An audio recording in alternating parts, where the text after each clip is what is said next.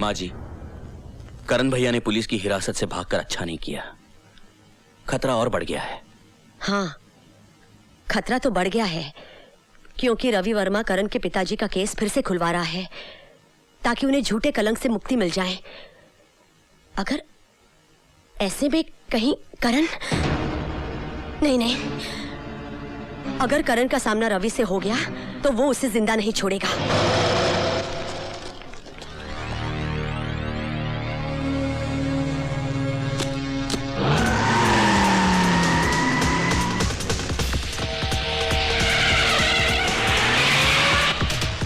चल जल्दी रवि।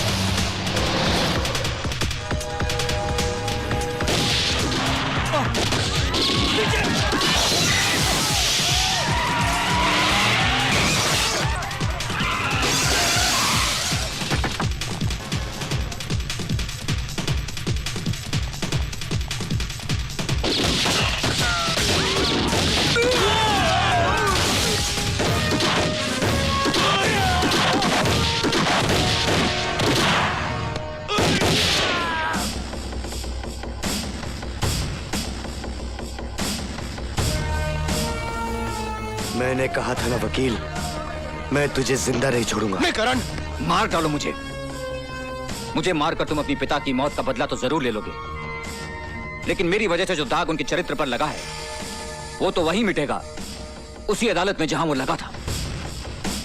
क्या तुम मुझे चंद घंटों की मोहलत नहीं दे सकते कि मैं वहां जाकर उन्हें बेगुनाह साबित कर दूं? उसके बाद तुम जो सजा मुझे देना चाहोगे ना, मैं उसे हंस के कबूल कर लूंगा। हाँ करण, रवि ठीक कह रहा है। यह अदालत में उन्हीं लोगों का भांडा फोड़ने जा रहा है जो तुम्हारे पिता की मौत के भी जिम्मेदार हैं, और वो लोग इसे अदालत तक पहुंचने नहीं दे रहे।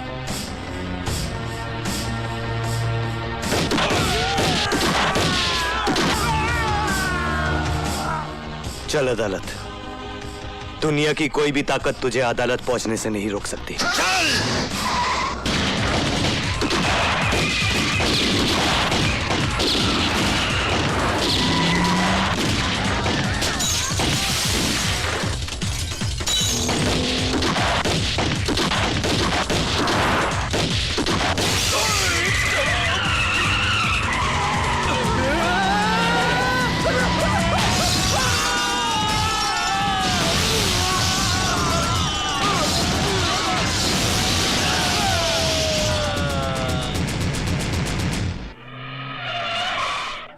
बस बस बस, रुक जाओ रवि बाबू, रुक जाओ। यहाँ तक आ गए, बहुत आ गए। अब इस रेखा को मत लांघना। एक रेखा ही तो लांगी थी सीता मैया ने। आधी रामायण दुखों में गुजर गई। तुम्हारी तो वैसे ही कष्टों में कट रही है, काहे को और दुखों को न्योता देते हो? हाँ लाओ, मुझे दे दो, लाओ। बात रामायण की करते हो और इतना भी नहीं जानते कि जब रावण को जलाया जाता है तो उसके साथ साथ कुंभकर्ण और मेघनाथ भी जलकर खाक हो जाते हैं। पता था मुझे, पहले से ही पता था कि अच्छी तरह से समझाने पर भी नहीं ना समझेंगे आप, इसलिए दूसरा बंदोबस्त भी किया हुआ है।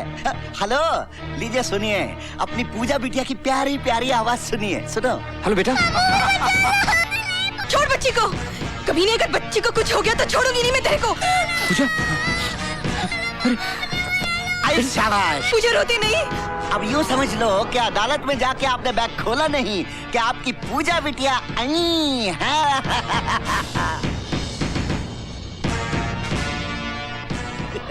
हरामजादे, तू क्या समझता है कि तू मौत का नंगा नाच नाचेगा तो मैं डर के अपने इरादे बदल लूंगा? You bastard. जल्दी। नहीं,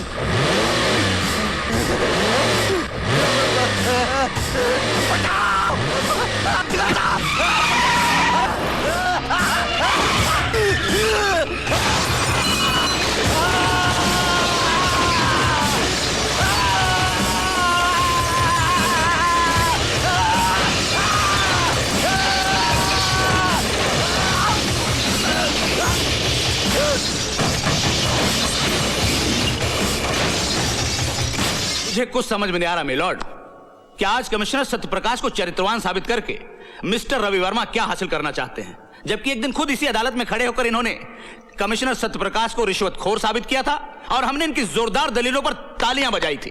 काश आपने वो तालियां नहीं बजाई होती। काश जिस दिन मैंने पहली बार झूठ को जिताया था और सच को हराया था, लोगों ने तालियों के बजाय मेरे मुंह पर थप्पड़ मार दिए होते, तो आज ये नौबत नहीं आती। और अब तो ये आम बात है मिलॉर्ड कि झूठ बोलने वाले को ताली मिलती है और सच बोलने वाले को थप्पड़। और उस दिन यही हुआ था मिलॉर्ड। उस दिन मेरी झूठी दलीलों को सुनकर लोगों ने वाह वाह की थी और उस संत जैसे आदमी पर पत्थर मारे। और वो उधर जो मेरी मां बैठी हुई ना जज साहब, उसने मुझसे कहा था कि उस देवता को पत्थर मारने वाले हाथ लोगों के नहीं थे, मेरे थे। और उसने बिल्कुल ठीक कहा था जज साहब, ठीक उसी तरह जैसे सत्यप्रकाश जी का कत्ल फांसी के फंदे से नहीं हुआ था। उस कत्ल के असली मुजरिम वो थे जिन्होंने फंदे बनाने वाले हाथों को खरीदकर उनका खून करने के लिए भेज दिया। भाषण बहुत हो गया मिस्टर रवि वर्मा। अगर आपके पास कोई नाम है और उसके खिलाफ कोई सबूत है तो पेश कीजिए, वरना खामखा अदालत का वक्त बर्बाद मत कीजिए। हाँ है, मेरे पास हर वो सबूत है। लीजिए उनके सारे काले कारनामों का कच्चा चिट्ठा मैं आज अदालत के सामने पेश करता हूं।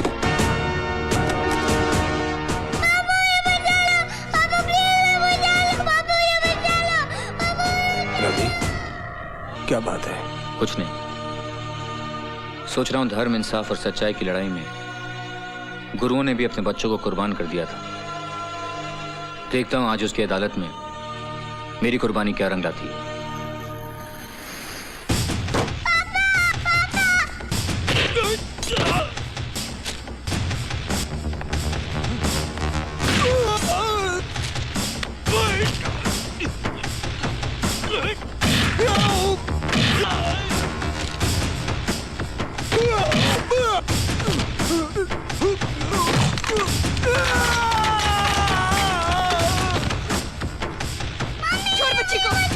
बहुत बुरा होगा तेरा।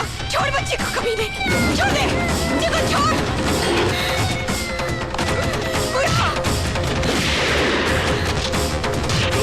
पूजा।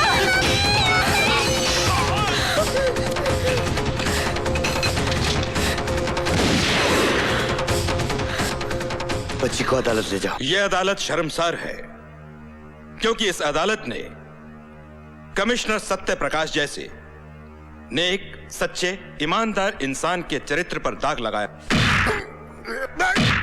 हम उनके मरणोपरांत उनसे क्षमा याचना करते हैं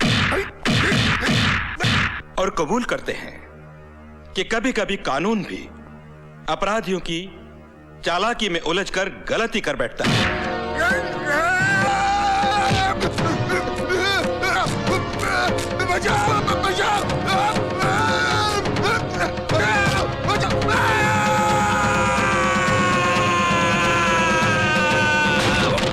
अदालत यह हुक्म जारी करती है कि कमिश्नर सत्य प्रकाश के खून के इल्जाम में तेजेश्वर सिंघाल को फौरन हिरासत में लिया जाए और इन पर बाकी मामलों के मुकदमे चलाए जाएं। रवि, पूजा।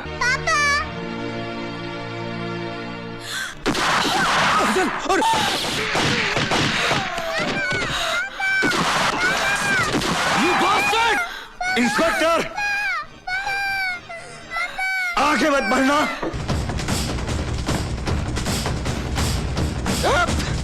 आगे सट जाओ। जाओ। हट जाओ।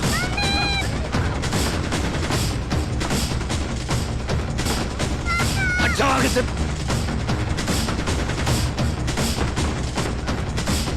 हट जाओ। सिंघाल, पूजा को छोड़ दे। सिंघाल, अपने आप को कानून के हवाले कर दो। तुम यहां से बचकर नहीं जा सकते। होश करो, मैं कहता हूं।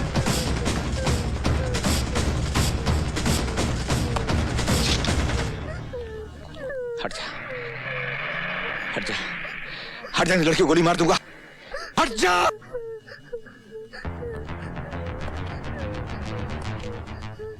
इंस्पेक्टर, बंदूक फेंक दे और अपने आदमियों से कह दे कि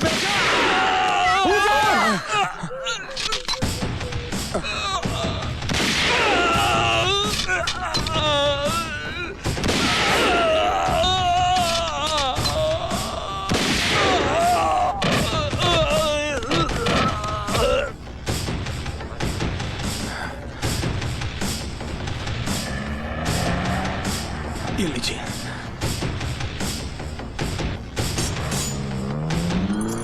चलिए करण भैया। मेरा हिसाब फिर भी तुझ पर बाकी है वकील। हाँ मुझे याद है, लेकिन इसके लिए तुम्हें जेल से छूट के आना पड़ेगा। और तू क्या समझता है, कानून मुझे छोड़ देगा? नहीं। हाँ, छोड़ भी सकता है, बशर्ते तुम्हें कोई अच्छा सा वकील मिले।